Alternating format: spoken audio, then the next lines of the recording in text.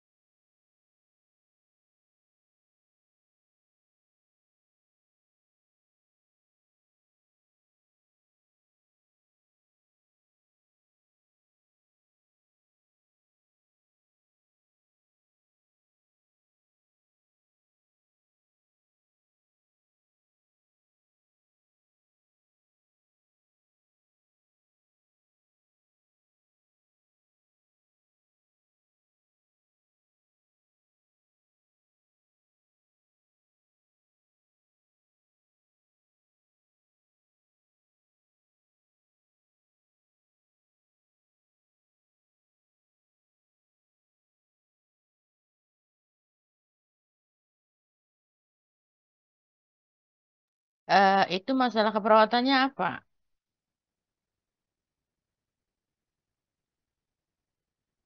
Nah, iya nih Bu. Jadi di sini untuk diagnosanya ini konstipasi berhubungan dengan penurunan motilitas gastrointestinal. Nah, di sini di bagian terapeutiknya dituliskan lakukan massase abdomen jika diperlukan. Tetapi tadi di bagian implementasi kita tidak melakukan untuk tindakan tersebut. Kita hanya melakukan eh, pemberian obat pencahar dan juga diet tinggi serat.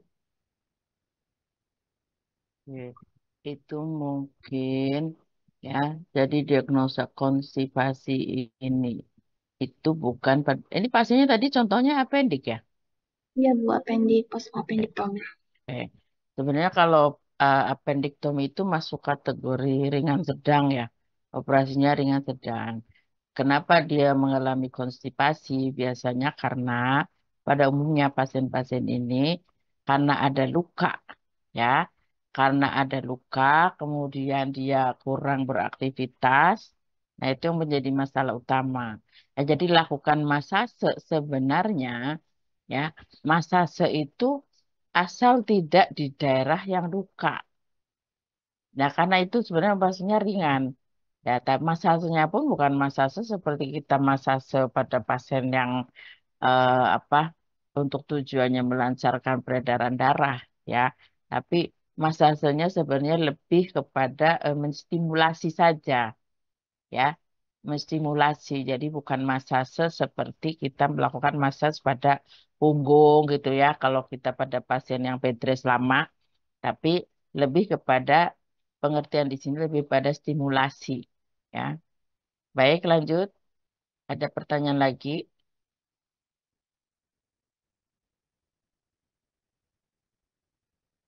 Masih ada pertanyaan yang belum dijawab? Izin Ibu, izin Ibu, pertanyaannya sudah terjawab semua. Sudah terjawab semua. Ya, jadi gini, ini kan mata kuliah keperawatan kritis, ya. Di dalamnya ada kondisi bisa masuk di kondisi gawat darurat. Tapi kalau yang kalian posisikan atau sampaikan tadi lebih banyak ke ruang apa tadi recovery room, ya, post op. Jadi pengertian post op memang ketika pertama kali selesai operasi memang di ruang recovery room. Kemudian juga lanjut nanti dari ruang recovery roomnya ke ruang rawat biasa apa ke ruang ICU. Ya, dari penjelasan kelompok tadi, tentu ketika dia ya tidak bisa melakukan ventilasi dengan baik, maka tentu dia butuh ICU. Ya, jadi tadi kan penilaian pertamanya ventilasi, ya. Jadi ketika eh, saturasinya juga tidak naik-naik misalnya, ya. Nah, itu beberapa penyakit yang memang punya resiko untuk masalah oksigenasi sebelum operasi sudah pesan ICU dulu, ya. Seperti misalnya penyakit jantung bawaan, ya.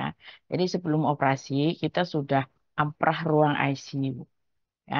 Karena sudah diperkirakan bahwa post-op ini pasien tidak akan pulih seperti biasa atau pasien yang sepsis tadi, ya. Pada kondisi sepsis itu pun sama, ya. Shock sepsis itu juga ada risiko yang sudah dipertimbangkan sehingga kita harus pesan ICU. Jadi nanti Anda kalau praktek, ya, coba nanti kalau Anda turun ke lapangan, Anda perhatikan pasien-pasien itu sebagian ada yang langsung dari ruang operasi, ya.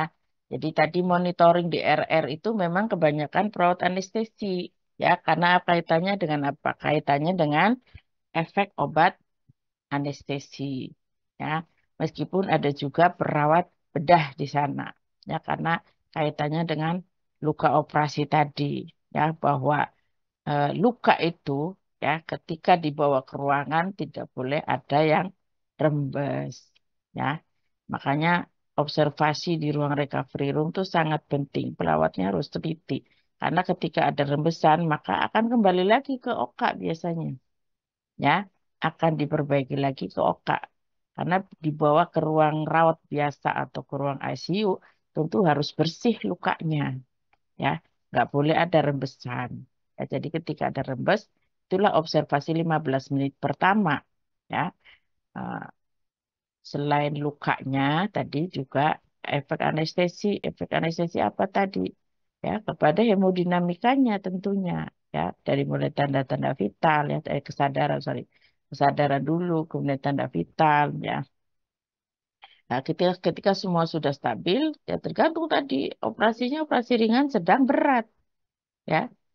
Kalau operasinya berat, tentu pemulihannya butuh waktu yang lama, bisa sejam 2 jam, ya, di ruang recovery. Tapi kan eh, jarang, ya, kalau operasi yang rutin dijadwalkan hampir setiap hari itu mayoritas ringan sedang, ya. Jadi rata-rata 15 menit, 30 menit pasien sudah bagus akan dikirim ke ruangan, ya. Karena pada rumah sakit besar itu mobilitasnya sangat tinggi, ya.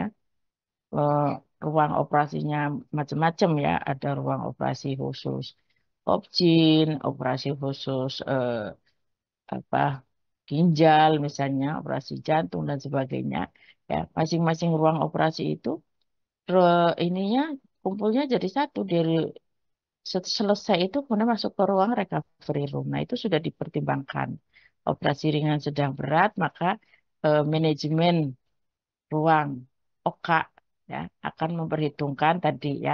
Anda sudah belajar manajemen kan, ringan sedang berat tingkat ketergantungan pasiennya, ya. Tergantung tadi jenis operasinya ringan sedang berat.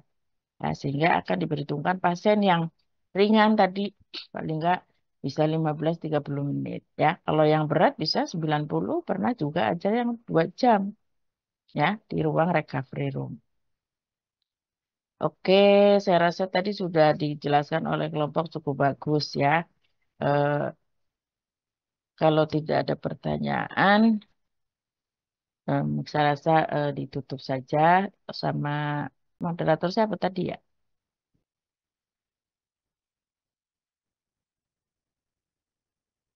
Ya, Ibu. Ya, Nadia, Hmm, kalau tidak ada pertanyaan atau masih ada pertanyaan? Ya, karena pertanyaannya sudah terjawab semua, sesi tanya jawab dan presentasi hari ini eh, sudah sudahkan. Lebih Ya. kurangnya mohon maaf. Terima kasih. Saya serahkan ke Bentar, Ibu waktu Retno. itu saya pernah nge-share video yang post-op sama siapa, ya? Ibu lupa, kayaknya kelas RKI, ya? Sudah di-share ke semua kelas. Ya, tolong di-share ke semua kelas, ya. Eh, Sebenarnya banyak video yang terkait dengan post-op karena gambaran langsung karena Anda nggak praktek di sana. Saya udah bertanya ke Kajur, Kaprodi, ya. Apakah mahasiswa di kurikulum itu tidak ada Misalnya sarjana terapan ya tidak ada pengalaman praktek di OK. Ya katanya jawabannya memang karena kalau zaman saya dulu bisa praktek ke sana karena dulu belum ada spesialis. Nah, karena sekarang sudah ada eh, eh, apa program spesialis, maka yang praktek di OK itu yang spesialis katanya. Ya, jadi kalau saya dulu pengalaman sebulan atau 2 bulan itu ya di ruang OK Gatot Subroto ketika saya kuliah dulu ya. Nah, tadi alasannya seperti itu karena dulu belum ada program spesialis, maka kita di kurikulumnya waktu itu masuk ke ruang OK.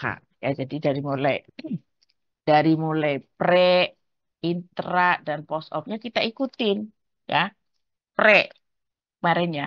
Pre itu eh, sebelum pasien besok misalnya nih besok mau operasi, maka malam ini dokter anestesi atau perawat anestesi akan melakukan pre-op teaching ya, pre-op visit sorry. Namanya kalau di ruangan pre-op visit. Ya, karena yang berkunjung anestesi kan kaitannya nanti dengan efek samping. Ya, jadi malam itu pasien sudah beri obat penenang. Ada obat yang diminum. Ya, jadi selain persiapan fisik ya, dicukur rambut tertentu misalnya ya, puasa itu biasanya ada pemberian obat anestesi oleh dokter anestesi atau perawat anestesi. Ya, kemudian kemarin eh, kalau di daerah kan yang melakukan anestesi itu perawat. Ya, di daerah misalnya di Ambon pojok sana lah tidak ada dokter anestesi di sana. Ya, alumni-alumni kami ada di sana. Mereka penata anestesi, perawat anestesi. Ya, mereka mengatakan siapa yang tanggung jawab kalau seperti itu? Karena secara hukum kita perawat ya tidak ada dasarnya. Ya, tapi yang bertanggung jawab di sana adalah dokter bedahnya. Ya, jadi kalian harus paham juga. Ya, jadi bukan berarti kemudian kita boleh melakukan. Nah, yang penting itu nanti harus ada hitam di atas putih di rumah sakit itu bahwa yang bertanggung jawab kepada keselamatan pasiennya terkait pembiusannya itu di sana dokter bedahnya kalau dia tidak ada dokter anestesi. Kalau yang melakukan tadi perawat, ya. Jadi ada pemberian pre-op teaching tadi oleh siapa? Oleh perawat. Sebenarnya tadi yang diajarkan post-op ya, tadi sampai pasien pulang. Ya, ketika post-op memang ada teaching lagi ya terkait dengan apa discharge planning ya, pasien post nanti lukanya di rumah bagaimana dan seterusnya. Nah, tapi sebelum operasi juga sudah ada pre-op teaching.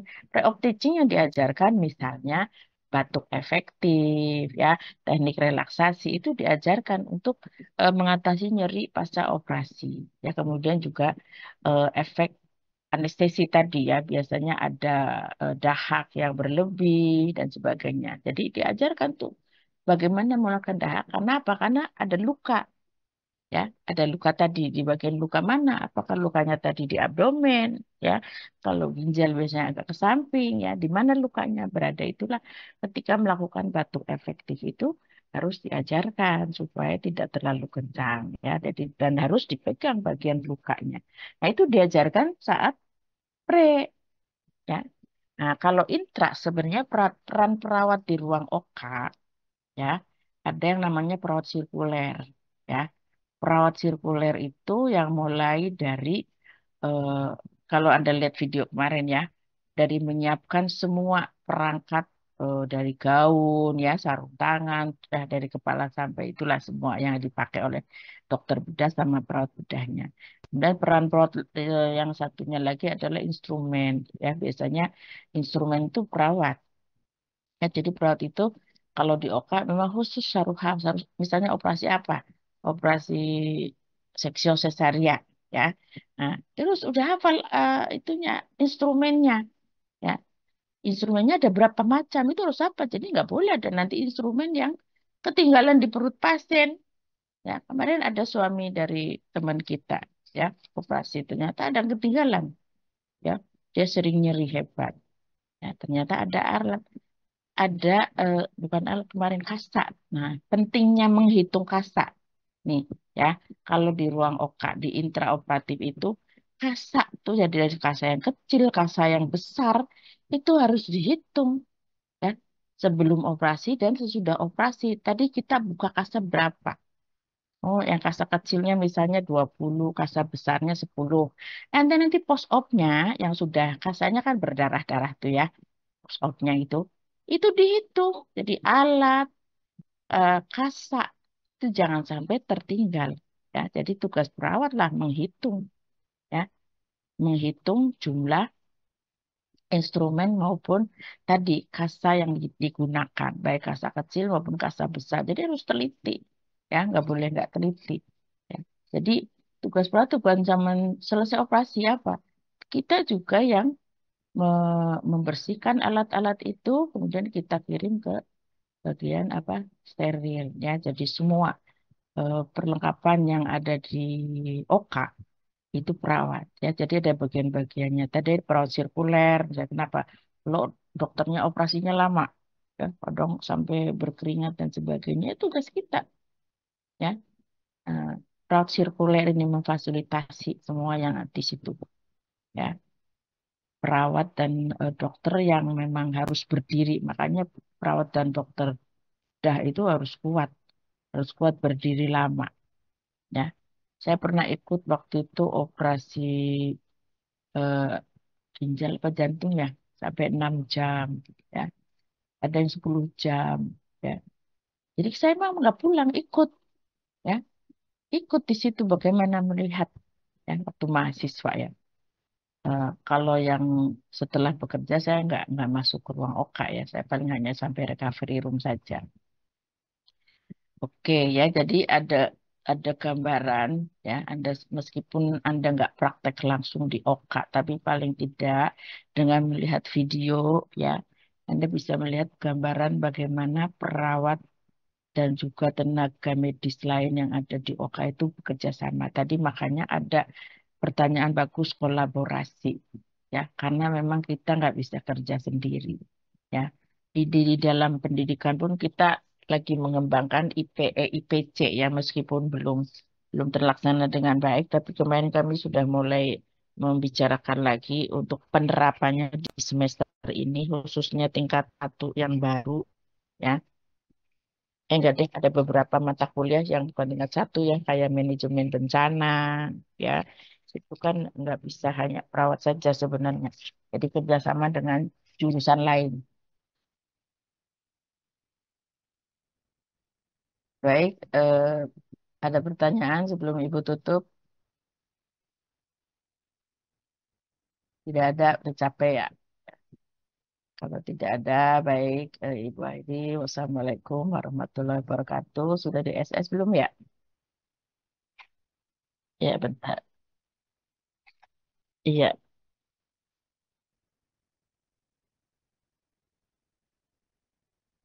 iya sebentar.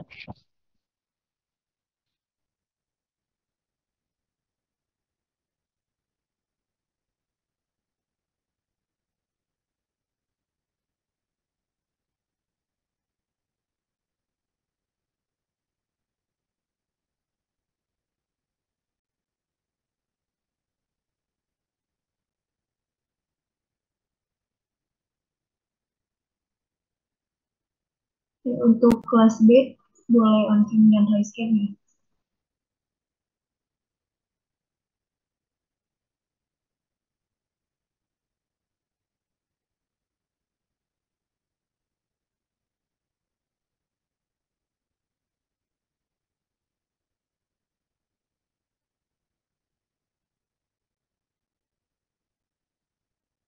Kelas B sudah selesai. Ya, selanjutnya untuk teman-teman kelas A bisa raise hand dan on-cam.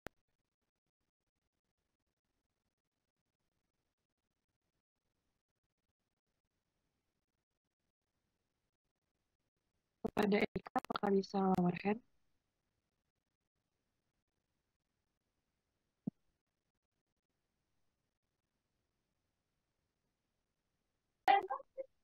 Ya, untuk kelas 4A sudah.